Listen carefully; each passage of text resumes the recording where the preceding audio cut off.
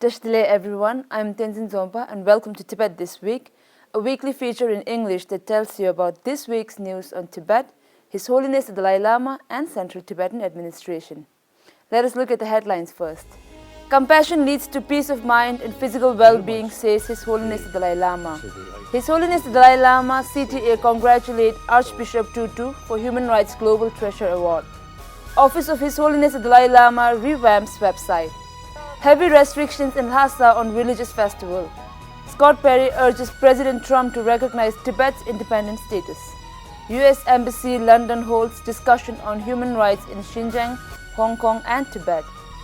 Representative Telo Rinpoche speaks on dialogue of religion in modern world. French parliamentarians grace celebration of Nobel Peace Prize Day. Tibetans protest against China on the 72nd International Human Rights Day.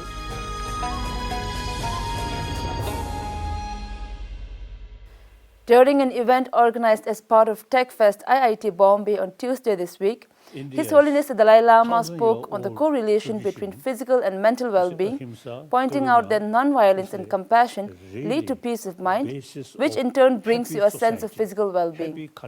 His Holiness said that self-centered attitude attracts problems, but it can be countered by cultivating altruism.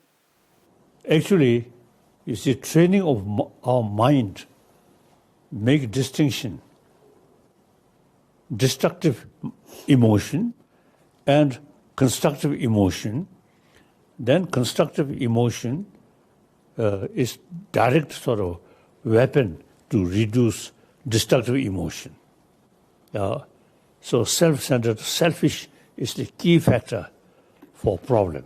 For that, counterforce is altruism. As I already mentioned, you see, karuna, altruism, is the antidote of self-centered, selfish. His Holiness in his conclusion remarks said that he is looking forward to a time when restrictions related to the pandemic are relaxed and he'll be able to visit different cities and discuss with Indian educators how to combine the insights of ancient Indian thought with modern education. Now, I am thinking seriously, now this illness reduce, then I am very, very eager to go to Delhi or Bombay, Calcutta and Bangalore. You see, meet some Indian education sort of scholars and how to develop in modern Indian education. Modern education mainly related with external thing. So ancient Indian education about mind, these are there. So India can combine the existing modern education in this country very good. Now ancient Indian knowledge about mind, about emotion, this must combine. His Holiness the Dalai Lama congratulated Archbishop Desmond Tutu on receiving the Human Rights Global Treasure Award. Reminiscing their friendship and spiritual connection, His Holiness the Dalai Lama lauded Archbishop Tutu's lifelong commitment in service of humanity. I really admire, you see, in 90 years, you spent a life with principle and helping humanity. And certainly your own religious tradition, Christian. You really work hard. I very much appreciate. I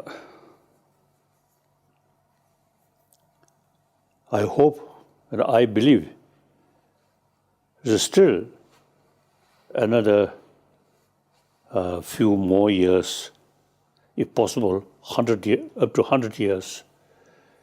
Say, you may live and serving humanity as before. And since we both now become old, so now physical meeting. I go there difficult, and you also come here difficult. But in spiritual level, we never separate. We always together. Both the president of CTA, Dr. Lobsang Sangye, and Speaker of Tibetan Parliament in Exile, Pema Jungne, congratulated Desmond Tutu on receiving the award. The Article3.org honored Archbishop Desmond Tutu, the Human Rights Global Treasure Award, on 10th December as a part of the annual celebration of Human Rights Day for his lifelong commitment to advancing peace, equity, equality, and human rights.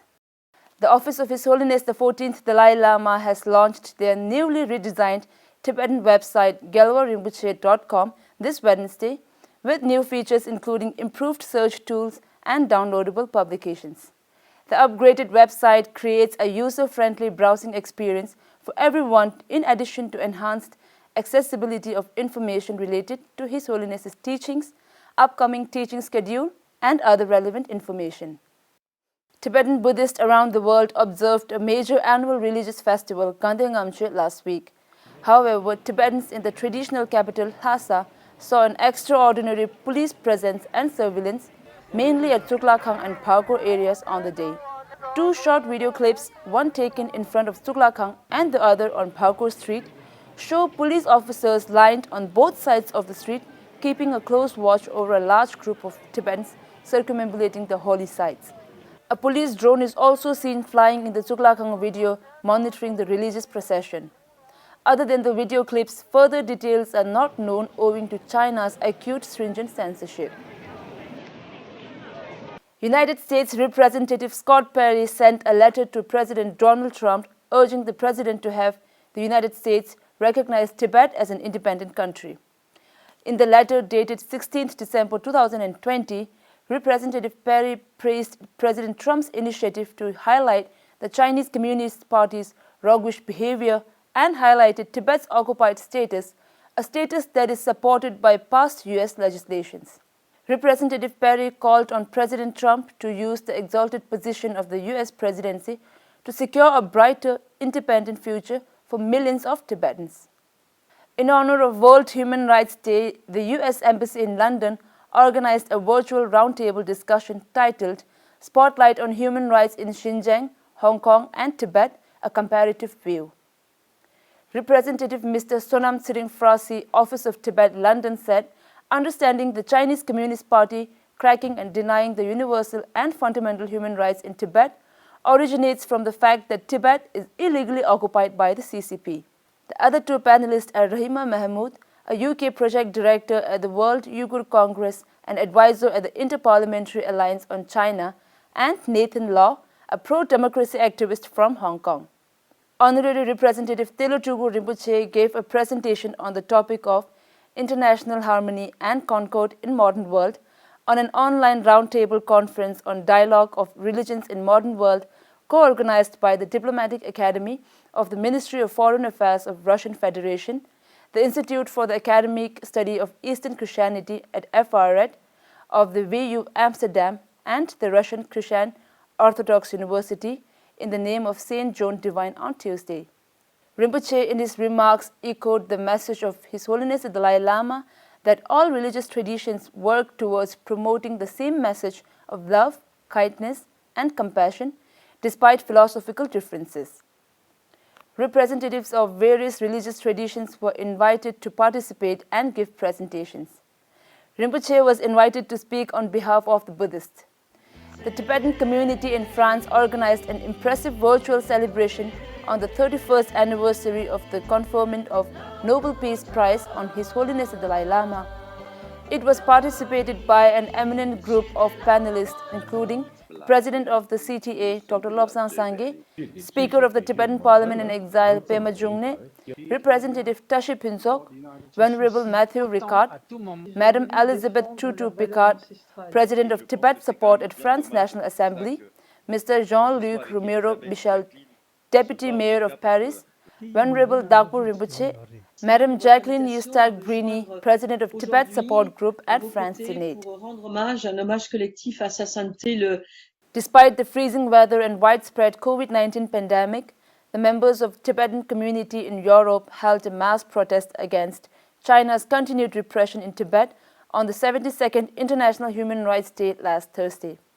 In Austria, the crowd, including members from Uyghur community, gathered in front of the Chinese embassy, holding Tibetan national flags and placards, shouted slogans against China's totalitarian regime and called upon China to respect international human rights obligations.